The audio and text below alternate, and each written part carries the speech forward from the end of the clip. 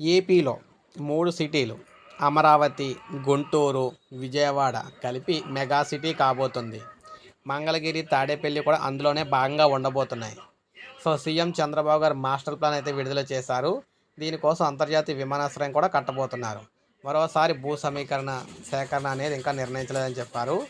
So రైతులు కోరుకుంటే చేస్తామన్నారు. సో మొత్తంగా చూసుకుంటే భవిష్యత్తులో అమరావతి, గుంటూరు, మంగళగిరి, తాడేపల్లి, విజయవాడ అన్నీ కలిపి మెగా సిటీగా సీఎం చంద్రబాబు మాస్టర్ ప్లాన్ రూపొందించారని పురపాలక శాఖ మంత్రి గారు చెప్పారు.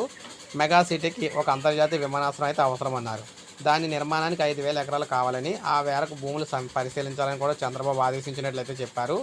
రాజధాని నిర్మాణ పనులకు సంబంధించి కావాల్సిన అన్నీ కూడా సేకరిస్తూ ఉన్నారన్నమాట.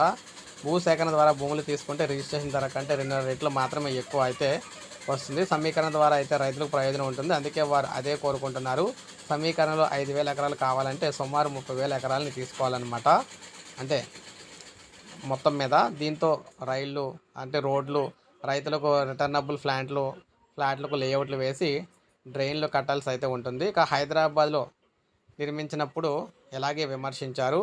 హైదరాబాద్ నిర్మించినప్పుడు ఇలాగే అయితే అన్నారు. కానీ ఇప్పుడు చూస్తే పెద్ద సిటీ అయితే అయిపోయిందనమాట. అలాగే ఇప్పుడు మనం చూసుకుంటే 3 సిటీలు, ఈ 3 సిటీలు కూడా పెద్ద సిటీల కింద అయితే మారబోతున్నాయి.